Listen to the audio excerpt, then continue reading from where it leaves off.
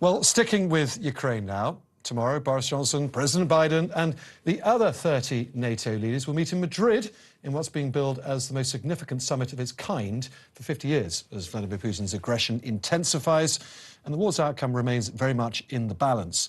And on the eve of the annual conference, the news desk has learned that the Prime Minister is facing fresh pressure from his own Defence Secretary to significantly increase military spending by another 20% over the course of the next 5 years. This programme can reveal that Ben Wallace has written to the PM to request the government permanently increases its annual budget for the military from the current NATO minimum target of 2% of GDP to 2.5% of what the nation earns annually, and hit that target by 2028.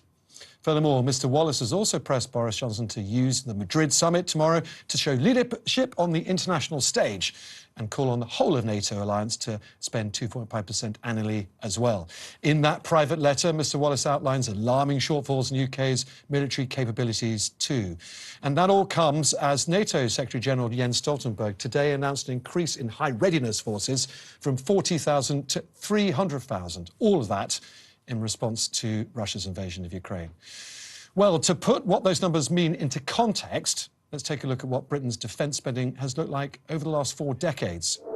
At the height of the Cold War in the 1980s, defence spending was as high as 5.4% of national income, but since then, there's been a pretty steady decline. It was at 2.4% the last time the UK was at war in Iraq and Afghanistan in the early 2000s, but dropped again as those conflicts wound down. We've been around 2% for the last few years now, but then came Russia's invasion of Ukraine, plunging the spectacle of open war in Europe with a nuclear power very much front and centre again, and, says Mr Wallace, the need to spend more, much more. So what does the Defence Secretary plan to do with the extra 20% to his budget, which would add up to roughly £10 billion a year?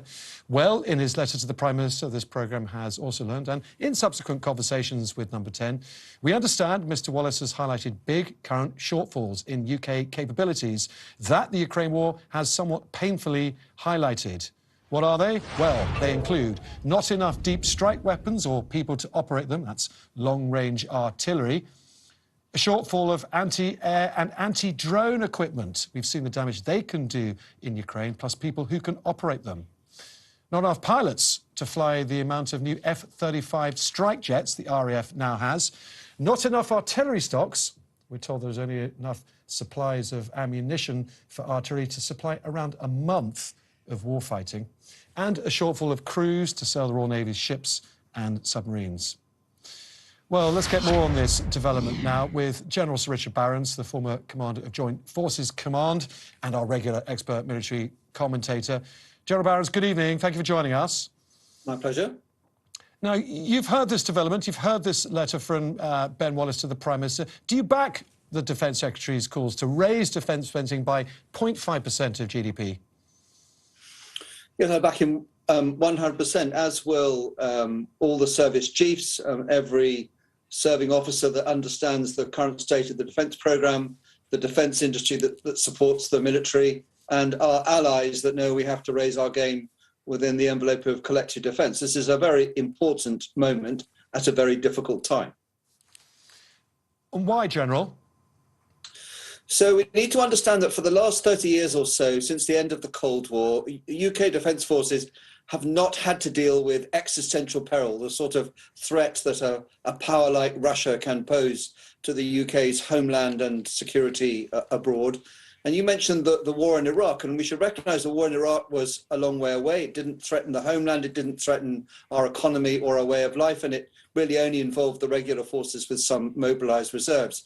And over the last 30 years, the armed forces have been able to fall into the habit of only a part of them being ready for war at a time, mostly for contingency operations. And we're now back in an era that will feel like the Cold War, where we need our armed forces to be nearly all ready, nearly all the time, for a war that is about great power conflict, not a discretionary intervention into some faraway place. So we're talking about the whole-scale renewal of our defence and security, or we're just going to live as victims in waiting. Victims in waiting. Well, the Treasury might put it another way. They might think, well, that's £10 billion a year we could be spending on schools, on COVID catch-up, on fixing the NHS's backlog, on helping people tackle inflation. There's no short list of demands that you could spend all that money on. What would happen? What is the worst-case scenario the Treasury might say if we don't spend that money? So we're probably talking about an extra £10 billion a year, or getting there over a couple of years, and we're spending about £83 billion a year now just on debt interest. So the Treasury have very many problems. The risk of not resetting our defence is that the UK at home could be held hostage by the threat of cruise missiles coming from Russia into London. That's about a 90-minute journey about which we can do relatively little. Or we would find that one of our allies in NATO, like Estonia, for example, where a UK battle group is based, is threatened, and we could really do very little about it. In other words, our bluff was called and we were found wanting based on our commitments to our allies and ourselves. General Sir Richard Barrons, thank you for joining us tonight. Thank you. Meanwhile, there's another battle the Prime Minister is facing at home as well, as he battles for Britain abroad, as he might put it, as he aims to rip up parts of the Northern Ireland's painstaking negotiated Brexit laws. Downing Street is pushing a new bill through Parliament today to change the Northern Ireland Protocol unilaterally to the EU's fury, and claims from some of his own MPs that he's breaching international law. Nevertheless, Number 10 is fast-tracking the protocol bill with a first Commons vote tonight. And here's a live shot on the Commons chamber where that debate is currently ongoing right now. We're expecting the vote at 10 p.m. So potentially some Tory rebels, but we shall see. Someone who might know a lot more about that. Joining me in the studio is talkTV's political editor, Kate McCann, to help us sum up all those prime ministerial battles. Kate, let me ask you about our story tonight, that big revelation the Defence Secretary wants the Prime Minister to spend 20% more on that military budget. Now, that's no small amount. What chances do you think that the Defence Secretary will get his way and hear the Prime Minister announce that at the Madrid summit tomorrow?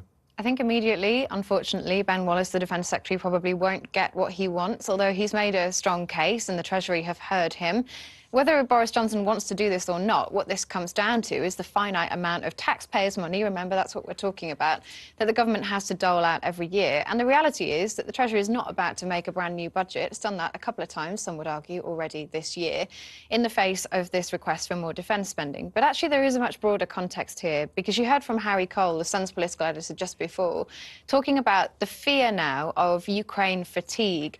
And that really is something at the heart of government that they are worried about. There is a concern that the more money that's pumped into Ukraine, even though the conflict is, of course, one that the UK government and citizens, I would argue, are very proud to be supporting President Zelensky on, has an impact here at home when people are really feeling the pinch, when inflation is starting to bite.